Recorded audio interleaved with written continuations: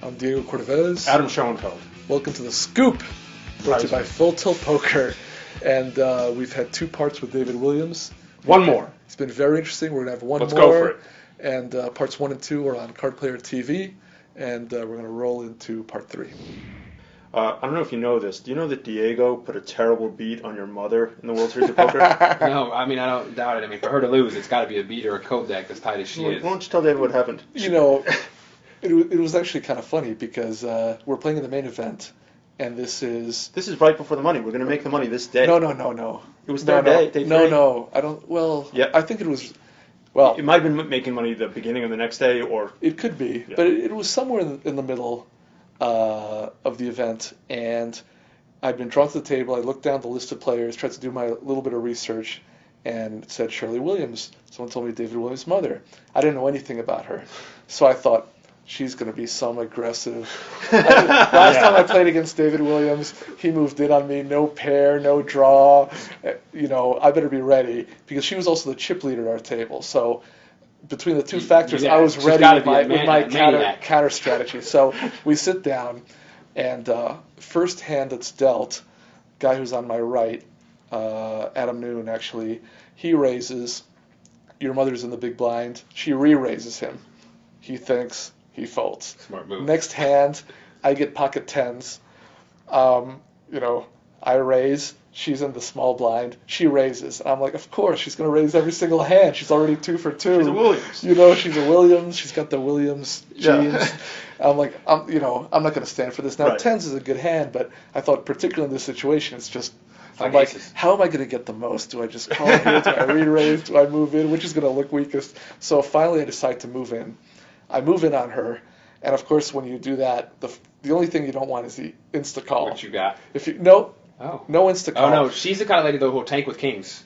This is how it's developing. So she's like, oh no, and she looks back at her hands and she goes, I don't like calling with his hand. Yeah, She's just shaking her head, and Raymond Davis is sitting at the table next, and he's looking over, kind of interested because they gathered the chips, and she turns to him and she says, I always lose with this hand. And I'm just thinking, please fold. And then the longer she's taking, I'm like, maybe I don't want please fold, I'm like, so finally she's like, I call, so she had 2 aces. What? And after all that, I made a straight once all the cards were out. I remember hearing the story. I hear that part of the tanking with the aces. Yeah, but it was almost like cute. It wasn't like a slow roll because she wasn't. Slow roll is only she intent. Genuinely Right. didn't like the situation, and I had enough chips to where if she lost, it would hurt her. So even though she knew she had the best hand, she didn't like the situation. She had that helmet kind of thought where it's not want to put the money. Right, You don't want to be a 4-1 favorite because you don't want to risk the chips. This was a helmet philosophy taken to its logical extreme. Right, that's how she was. And but she did call. She just didn't like it. And even if she called, she was already. This may be the negative energy. She was already shaking her head and very. But anyway, you can make Diego the guy that you hate because. Right. Yeah. But I didn't knock her out.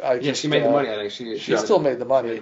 But it was a big hand for both of us. But I've always told people the whole setup of it was just so fun. And then later on, after playing the whole day with her, because we were at the same table, I realized what a fool I was. You get 3-bet by my mom, you can burn the cards. Right. She showed the nuts every time, but just after starting with raise, I was totally bamboozled. I had questions back then from her where she would tell me a situation where like some kid 3-better, where she raised the button and gets 3-bet, and she's like, and I had kings and I just didn't know what to do. I'm like, just get it in there. I'm like, what are you thinking? And she's like, but what if they have aces? I'm like, well, what if? To your point before, if you could switch with her. Oh man, if I could dress up like her, it would be over. Is your mom going to play this year at all? Yeah, she plays the main event every year. I mean, that's cool. It's funny because she's gotten put in by different sites throughout the years. And then last year, for the first year, which kind of seems ridiculous how it seems like the site should always want to pay her $10,000 to get her in because she gets so much coverage. They love seeing her play. Yeah, she's going to get always on TV. Right. But for some reason last year, all the sites really they all made bad decisions. I'm not just saying just because my mom, from a marketing point of view, they just chose not to. So I ended up buying her in, and I was like, man, I'll easily save this $10,000, and finally I didn't get to save it. But so she's kind of got her heart set on always playing it. So I get these puppy dog eyes, and it's, I want to play the main event. I'm like, all right, I guess I'll put you in. She's not a bad bet though to cash. No, I mean, I think her style is so tight. Like I said, I don't think. I mean, she's actually opened it up a little bit. like I said, like you were saying, she doesn't have a great shot to win it, but she actually has a better shot than most, I think, to make the money. Of If course. people don't respect her, she's going to accumulate chips in a tight sense, in a Tony Cousineau way, and just coast on hand and get somewhere in about the top 20%, make the money, and just be right there. Well, and as far as sponsorship goes, the longer you last, the more chance you're going to be on TV. So that's another plus. Yeah, it's not like she's going to go out in the first hour. Pitching her now, so if any sites watches, No, that's why I'm saying. It seems dumb for them. Diego, not you to. use your influence and you get her a deal. People ought to back her for this. It seems just boggles me that no one did last year. It was weird. Well, focusing on the immediate tournament, tomorrow you go in, try and win the WPT Championship. Very prestigious, very big. Oh, next couple of days. Yeah. By the time this airs, we'll know how it went. But just from your whole frame of mind and your the way you were playing, you're going to have a great shot.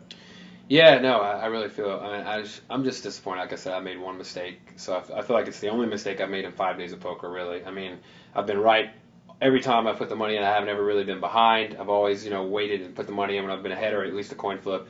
In addition to running well, I've been making great decisions. I'm making folds at the right moment. And there's a time yesterday where Scotty re-raised me and I had ace queen and he was kind of short and I had a huge stack of chips.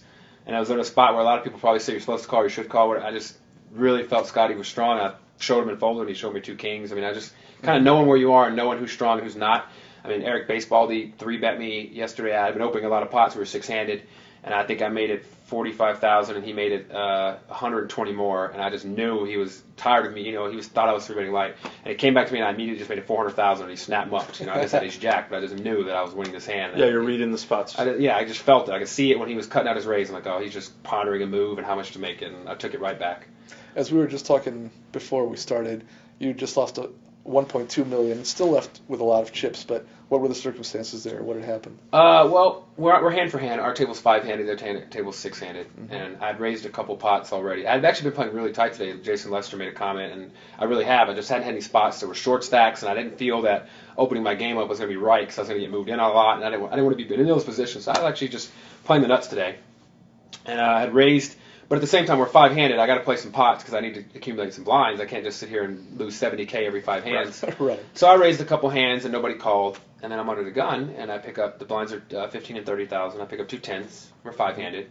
I make it 80,000 from the third hand in a row. And Scotty, who had about $1.3 million, goes into the tank, and it kind of made me a little worried. And I should have used that too. I knew something was going on. And he cutting out chips, and I was thinking, if he re-raises me, I'm going to move in on him. Like, I just felt it. Like, I felt like his hand was strong, but not super strong. So I felt like it was the kind of hand where if he re-raised me pre-flop, if I move in, he's folding. Because he's not going to risk his tournament like that. So eventually he called the 80,000, and everybody folded. The flop came 9-8-6 rainbow, and I let out 100. And I really felt that if he has ace-queen or anything like that, he's just going to give it up, move along, and I'll win the hand. So that's why I bet the 100. I didn't want to get tricky and let an ace come or a queen. And Scotty immediately raised it to 300,000.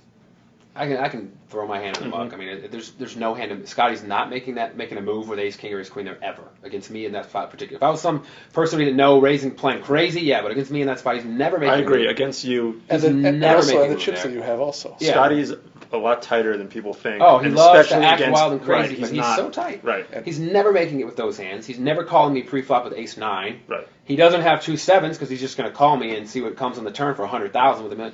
I have to just, if I take my time, I can figure it out. He's got 9s, 8s, or 6s for sure. Yeah. And I can just, or even aces or kings, and he just trapped me pre-flop. But instead, I moved in for, he made it 300, I made it $1.2 million is what he had. And he You're tempted with called. a gut shot as well as I'm like, well, I got a gut shot. I got 6 outs if I'm beat, which I should have said, yeah, I got 6 outs, but I am beat. Right. I only have 6 outs. Right. Keep the $1 million, throw the hand away, but I was hasty and I didn't think about it, which is the first time this tournament I've been hasty too. Usually I've been thinking through things and making sure I was right. And he immediately had a set of 9s, and I still actually felt like I was going to win the hand anyway, but it came a deuce and a 3, and I doubled him up. And that was it. That's over now. You're in a good stroke. Come Yeah, back tomorrow strong. The fact that we were talking about that and that you were upset about it, but that, again, you just had a piece about it and were ready to come back. Yeah, I was actually and hoping recover. that someone went broke the next hand when I went over and watched the all-in. I was praying the short stack won because I wanted to keep playing poker. Because I also felt it would be well for me for them to think that, oh, he's probably steaming. Right. But I wasn't You're going not to steam. at Like all. yesterday I lost a pot, and Helmuth was like, he's going to steam. And I picked up like the nuts the next hand, and I was the next 3 hands in a row I raised with real hands. and got action on all three, and Helmut's just going on about how he's raising every hand in a row now. But in actuality, I had to be trying those three hands. That's the best possible situation. Yeah, Phil People advertising think- for you. Yeah, I got my man next to me with a microphone telling everybody, Perfect, and I've got the perfect. nuts. So. But when people think that you're on tilt, and Phil Hellmuth actually, ironically, has used this to his advantage for many he years. actually doesn't really steam it. He loves to act like it. He'll appear tilted. Right. He'll be tilted in the sense that he's angry, but it's not affecting his play. Right. And He now tightens people are up if trying to anything, take yeah. advantage. And yeah, if anything, he's tightened up and he's He pulled trapping. that yesterday. He lost a big pot, got angry, was yelling at us. I'm steaming, raised it, and it Right. folded. Like Scotty goes, I'm not falling for that, and folded. And Phil turns up ace king. He's We looking know. up. I'm like, Yeah. listen, you're Right. dealing with me, Scotty. We already know what's going on. We've here, seen right? the act before. We've seen Yeah, the show. nice try. But with him, yeah, definitely the case. Well, good luck to you. We know you're going to do well. Good luck, David. And also in the World Series and poker in general. Thanks for joining us on The Scoop, brought to you by Full Tilt Poker. Wait us at The Scoop at carplayer.com.